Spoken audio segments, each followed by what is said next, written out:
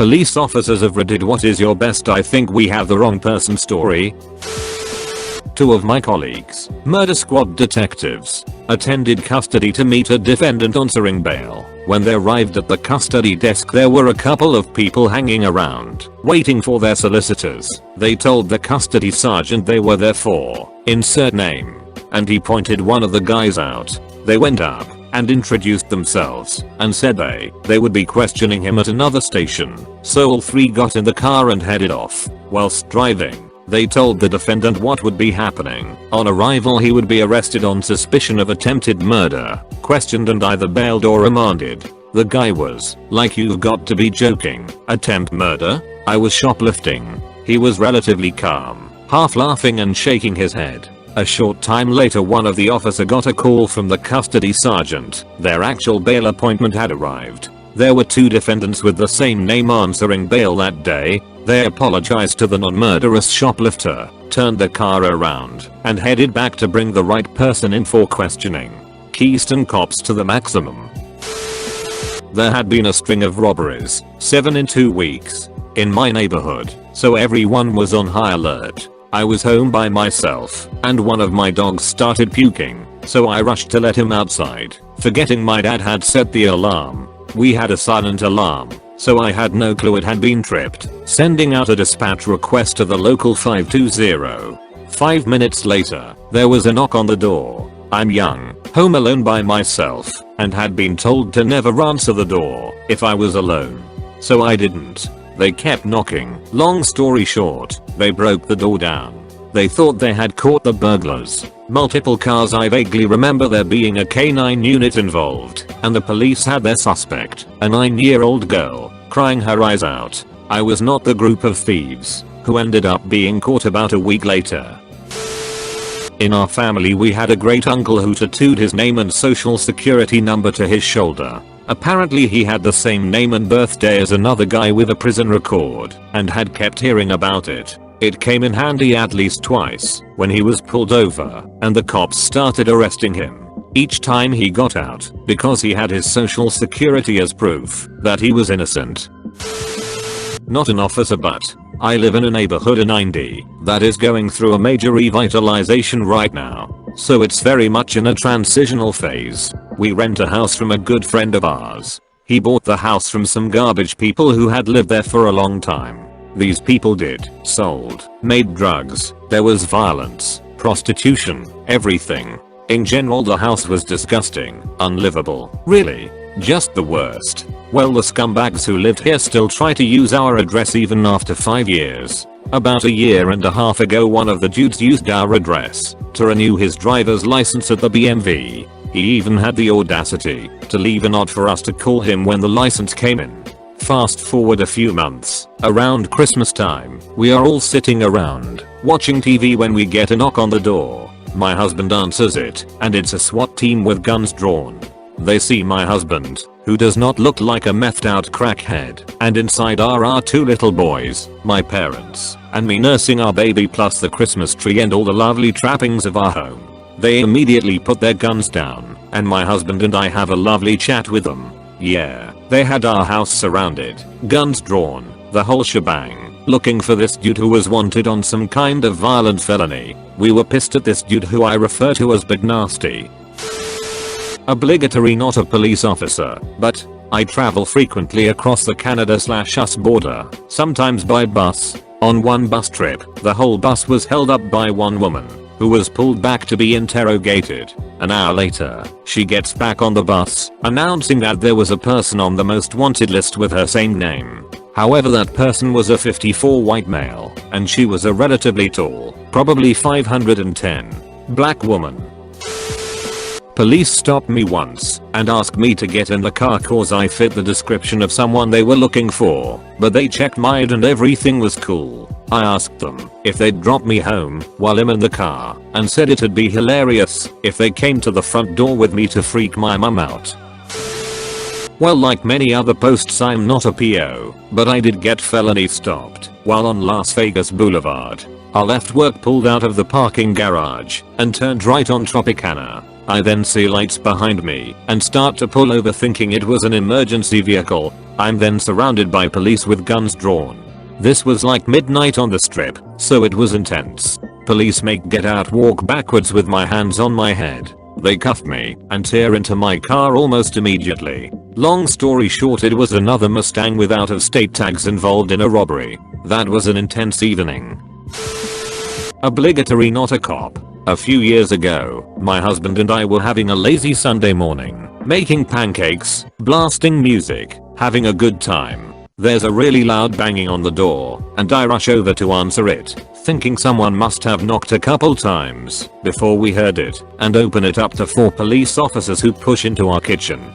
2 of them grab my husband and start telling him that he's being placed under arrest for a hit and run accident that took place in a city almost 2 hours away. Freaking out, my husband explains to the police that he was at work all night and just got home about an hour before that. He must have been really convincing, because 2 officers sat at our kitchen table with us, while the other 2 went outside to call my husband's workplace to confirm his story. Turns out, a car that we had sold about a year before that was involved in an accident that hit 3 parked cars and a woman the night prior. Woman had minor injuries, thankfully, but the driver was nowhere to be found. There was a clear video of our old car smashing into parked cars, hitting pedestrian, and a man jumping out of it shortly afterwards. When the police found the abandoned car and ran the VIN, it led them to our house. In Ontario, when you sell a vehicle, you're supposed to bring a slip into the Service Ontario Centre to prove that the ownership has transferred, but it's not really enforced, and there's no penalties for not doing it, because the person purchasing the vehicle needs to do the same to get plates, stickers, insurance etc. Obviously, and stupidly, we did not do this. Cops came back in, apologized for the mistake, gave us a half-footed lecture about properly switching ownerships, and left. The dick that was actually driving the car was caught the next day. An officer called my husband to tell him, and made a joke about us having to pay any impound fees. Was a guy. Got pulled over a block from a local McDonald's. Officer explains he got a report that the manager at McDonald's reported that a guy about my description tried to grab the cash drawer from a register when she opened it to make change for him. When she resisted, he fled in a yellow Ford Limited. I happened to be driving a Ford Limited. I told him I wasn't the guy. Asked if the name of the manager who reported it was Tina. Yep.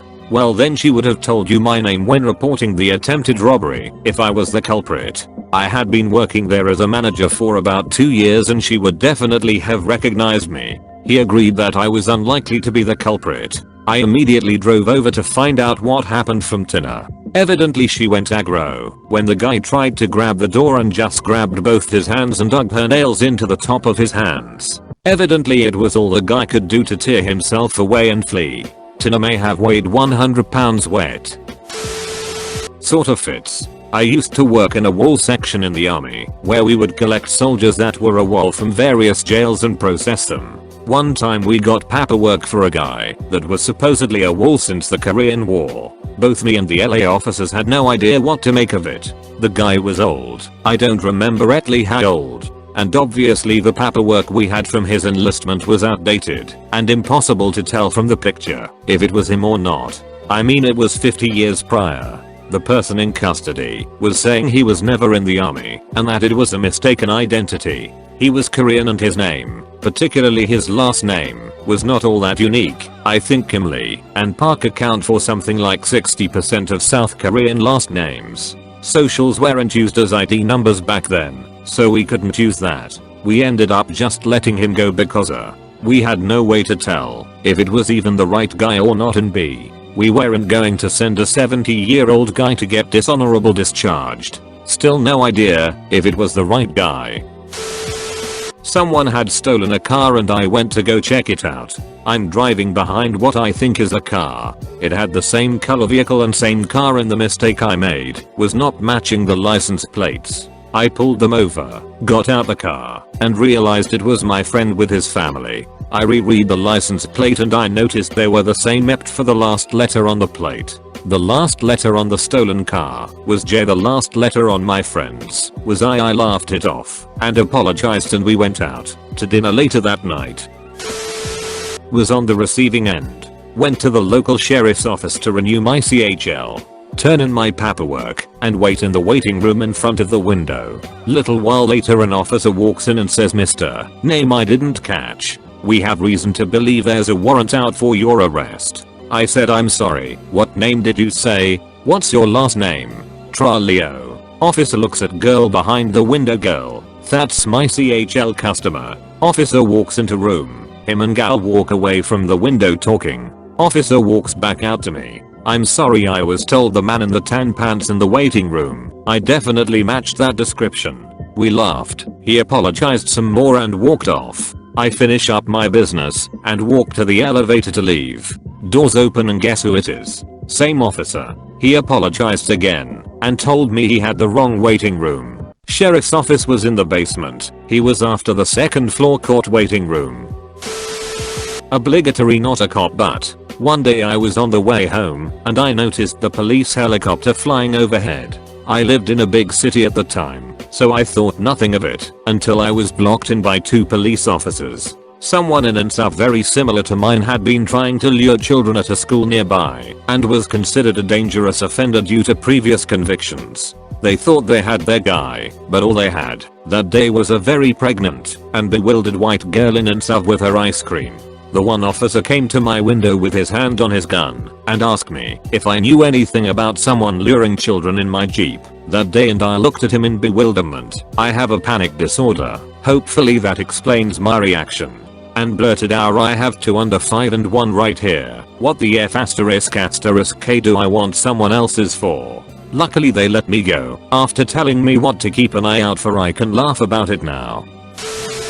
I'm not a police officer, however I was the person detained in handcuffs by the police due to a bank robbery nearby. It took place in Brownsville, New York. I was driving a 2-door gray 89 Buick. I'm a 57 Caucasian male. BTW. This took place during the middle of a beautiful spring day. I mention this because there was no mistaking what I looked like. They held me for about an hour in the back of a police car. After they released me, they told me the bank footage showed the criminal was approximately a 64 African American male driving a purple 4-door Chevy. No apologies, just told me to be on my way. I did not have a cell phone back in '91, so I went to the closest payphone and explained what happened to my boss so they can call my next customer and explain why I will be late. Not a cop, but got confused for a wanted guy apparently. Transferred at the main railway station of my city from the train to the bus. The moment I see the overview board I start to run to catch my bus home. What I didn't know, 2 undercover cops were telling me because they were looking for somebody who kinda looked like me. When I broke into a run they thought I made them and tried to run. Long story short, they tackled me from the back and totally f***ed thinking I'm being mugged. I cursed and tried to fight back. Of course they got me under control after a few moments. After they found out I wasn't the one they were looking for, they apologized kinda awkwardly and were gone. Sorry to be just another person who wasn't the PO in the story. I was in high school and me and my 3 best friends were having a sleepover at one of their homes. We wanted to watch Netflix on the TV, but did not have an HDMI cord. My friend's dad said he'd drive us to Walmart to get a cord, but her older sister said she would instead. Kind of an important detail. Anyways, we make a turn out of my friend's neighborhood onto the main road and we saw sirens behind us. So my friend's sister pulled over. When the sirens did not pass us, we realized that we were being pulled over for some unknown reason.